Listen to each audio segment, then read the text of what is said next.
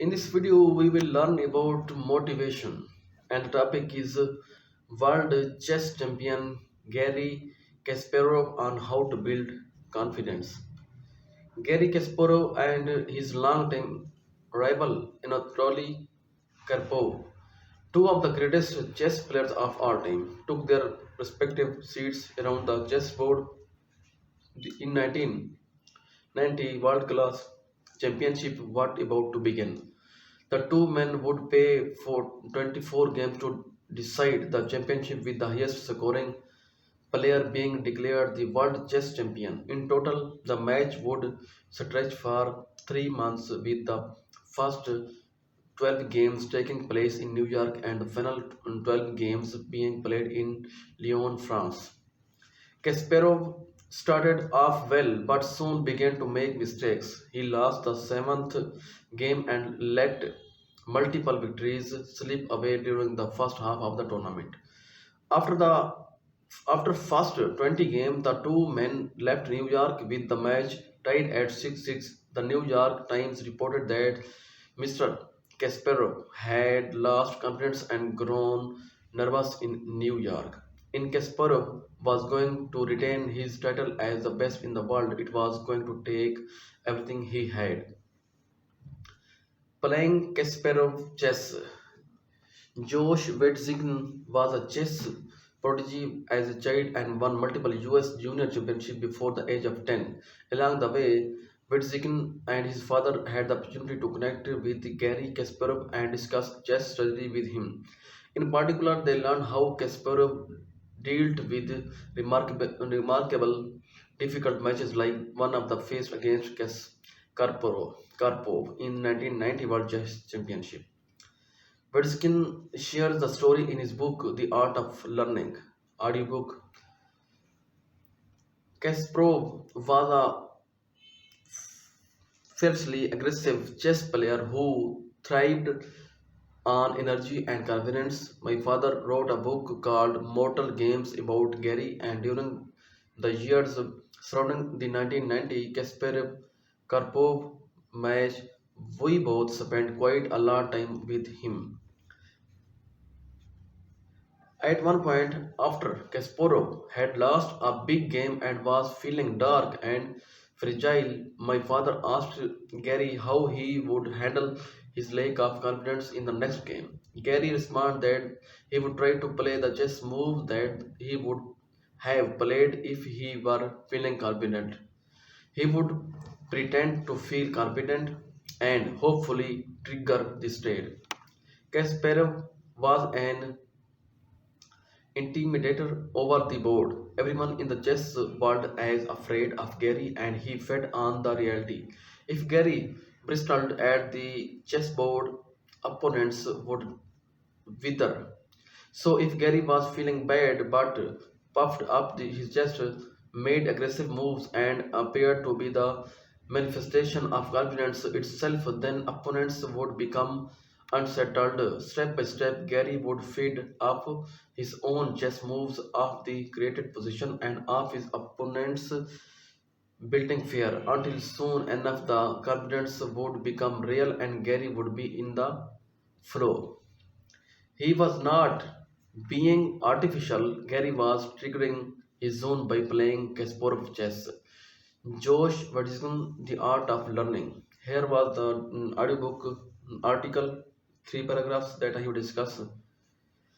When the second half of the World Chess Championship began in Lyon, France, Kasparov forced himself to play aggressive. He took the lead by winning the sixth game. With his confidence building, he rattled off decisive, winning the 18th and 20th games as well. But it was all said and done. Kasparov lost only two of the final 20 games and retained his title as World Chess Championship. He would continue to hold the title for another 10 years. Fake it until you become it. It can be easy to view performance as a one-way street. We often hear about a physically gifted athlete who underperformed on the field, or a smart student who flounders In the classroom, the typical narrative about unachievers is that if they could just get their head right and develop the correct mental attitude, then they would perform at the top of their game. There is no doubt that your mindset and your performance are connected to some way, but this connection works both ways. A confident and positive mindset can be both the cause of your action and the result of them. The link between physical performance and mental attitude is a two-way street. Confidence is often the result of displaying your ability. This is why Garry Kasparov method of playing as if he felt confidence could head to actual confidence. Kasparov was the letting his action inspire his beliefs. These are not just feel good notions or fluffy self-help ideas. There is hard science proving the link between behavior and confidence.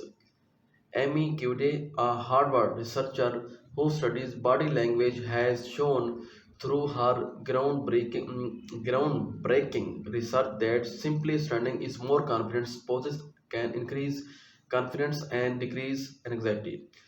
Cuddy's research subjects experience actual biological changes in their hormone productions, including increased testosterone levels, which is linked to the confidence, and decreased cortisol cortisol levels, which is linked to the stress and anxiety. These findings go beyond the popular fake it until you make it philosophy. According to QD, you can fake it until you become it. How to build confidence. When my friend's back teenage became her weight loss journey, she repeatedly asked herself the question, what would a healthy person do? When she was deciding what to order a restaurant, what would a healthy person order? When she was sitting around on a Saturday morning, what would a healthy person do what with the time? Beck did not feel like a healthy person at the start, but she figured that if she acted like a healthy person, then eventually she would become one, and within a few years, she had lost over 100 pounds weight. Confidence is a wonderful thing to have, but if you find yourself overcome with fear, self-doubt, or uncertainty, then let your become drive your beliefs. Play as if you are not your best, work as if you are on the top of your game, talk to the person as if you are feeling confident. You can use bold action to trigger a bold mindset. In short, what would a brave person do? Kindly give your points in the comment box. See you in the next video.